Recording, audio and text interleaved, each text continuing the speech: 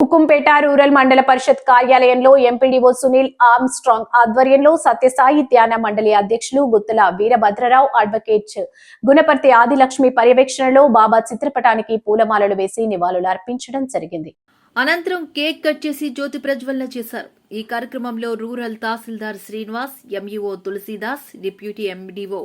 Ammiraju, rural TDP అధ్యక్షులు Matseti Shiva, Satyaprasad, Kummari Shalivahana corporation director Panduri Apparao, Gouda corporation director Yamana Narayana Goud, Alla Anandarao, Duddipudi Ramesh, Babukhan Chowdary, Sheikh Khasim, Kotipalli Chandrasekhar,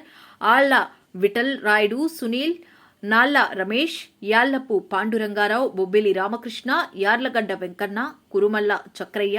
Penta Kumari, Bokka Srinu, Pampana Srinivas, Bokka Bhagavan, Mandal Parishad సిబ్బంది, సచివాలయ సిబ్బంది తదితరులు పాల్గొన్నారు. సాయి మన మందిరమే